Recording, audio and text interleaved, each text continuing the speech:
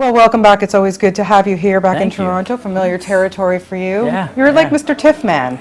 Sure. That's what you call Why me. not? Mr. Tiff Man. Mr. Tiff Man, that's your new That's what name. my license plate says. Now, the only thing I have to say, though, is where's your buddy Jay Baruchel? Like, I know, he's right? missing. I know he's missing in action. He's lazy, and he wasn't in this movie. Like, what's happening to that guy? I know. I'm worried about him. Yeah, I'm going to tweet him right after, and we're gonna have something to say to him. That guy. This is really great, and I wanted to know, it's such a great script. It's so much fun. You got great cast, which we'll talk about in a sec. But what was it about Sonja's, this idea that she came to you with that really, you thought, well, I want to make this into a film? Yeah, it was her script. It was, it was a fully developed thing when it came to me, and I loved it, and I love her. And I heard her voice very clearly, and I was like, I think I know what this movie needs. I think I know. I think I can help. I think I can be a part of this.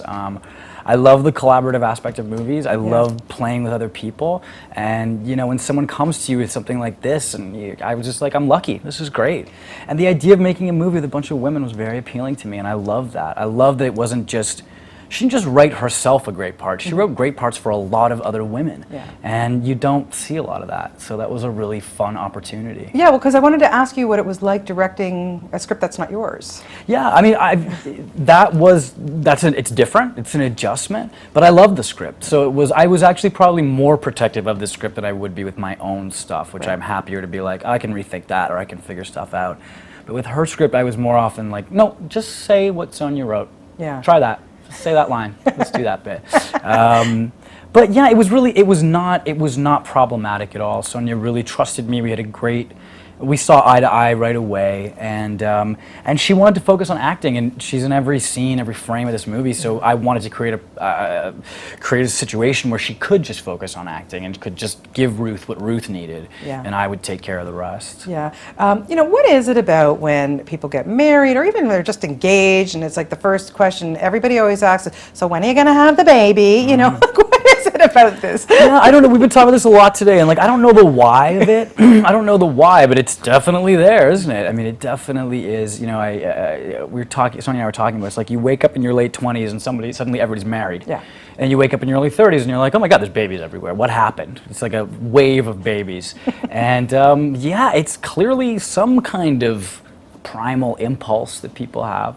But again, what I loved about this is a movie about a woman not having a baby. Yeah. A woman not conforming to her lame suburban friend's idea of what life should be. Right. And I love that. But yet she pretends that she is, though. Yeah, of course, but she doesn't. Yeah. Right? But ultimately that she realizes that her life is actually a bit different than that and a bit broader, and that was what I really loved about this. And that's okay. Yeah, because if this had been a movie that ended with her being pregnant, I wouldn't have made it. Yeah. Yeah. No, I understand that for sure. And let's just talk about some of the cast that you scored for this. Let's first start with James Caan. Yeah, now, when you're working on let's face it, low budget Canadian film. Absolutely.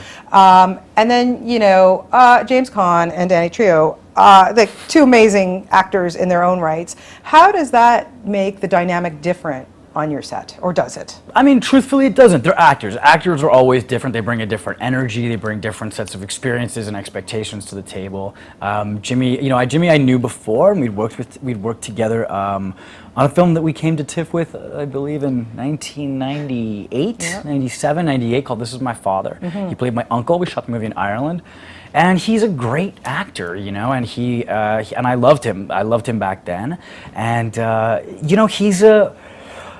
he's old school, right? So he brings this very specific energy. He wants to talk about acting. He wants to get things right. He wants to do something interesting and different. He's a pro, and he takes what he does seriously, which is amazing. And it's great for comedy. People always think you need comedians for comedy, and I'm like, no, you need great actors. You need actors to commit to what they're doing, and then it'll be funny. It's just do it, and do it for real. The truth is funnier than a joke. That's true. And with Trejo, with Danny, it was like he was so excited to not murder anybody and not be murdered in return that he was just thrilled to be there every day. He loved the part. He loved Sonja, and it was just it was easy peasy. I couldn't believe how easy Danny was. Yeah, because I wanted to ask you what surprised you mostly about him.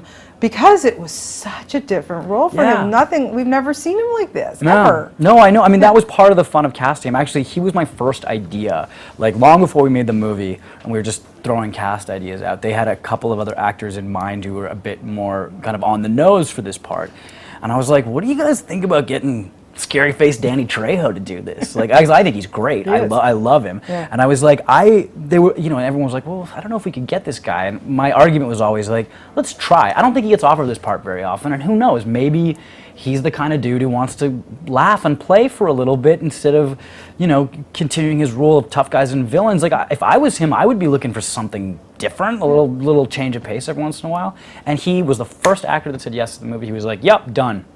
Amazing. Sold. And we were like, did that just work out that way? Yeah. It just worked out just that Kind of like my easily. Bill Murray moment. Exactly. Yeah. It just fortuitous, it's beautiful, and it just happens. It just happens, exactly. No, and then he gets there and he is like the opposite of a problem, the opposite of a diva. He's the sweetheart, and he wants to work, and he's happy to work all day, and he's great. I couldn't recommend him highly enough. I'd love to work with him. Oh my God, he's great. Great interview. And he's funny in real life. Very funny man. Yeah, very very funny. Charming, very warm man.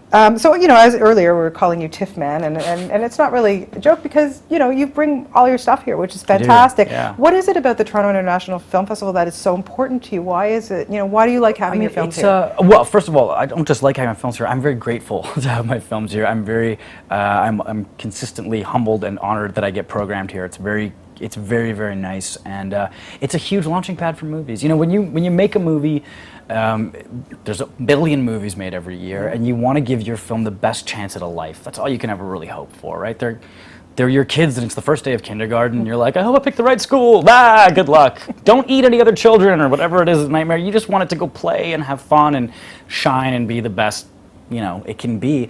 And TIFF is an amazing opportunity for movies to get exposure, for movies to get a bit of word of mouth, a bit of heat, a bit of something, and it's an amazing market to the rest of the world as well. Like, it is the premier festival in this country and one of the premier festivals in the world. Yeah. And so I'm just happy to be invited back to the dance. Yeah. So when are you going to make your next film with Jay? Tomorrow. No, Jay and I are working on a bunch of different things together, and hopefully very soon. We have no plans to stop working together. That's good. Why does it work so well with the two of you?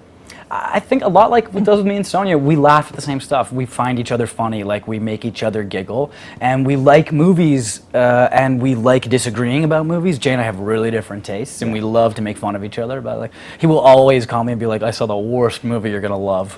And I do the same thing. I'm like, "Oh, I saw the stupidest movie I've ever seen in my life. I bet you already, you love it, don't you?" Yeah, that's right, the kind of thing. Good. So we just, we're very good friends. We're very close, and I love working with the guy, and I'll work with him as long as he'll have me. Yeah, and and I know with him because I've known him for so many years, and it's great. He's gone off and he does the Hollywood stuff, but tried and true.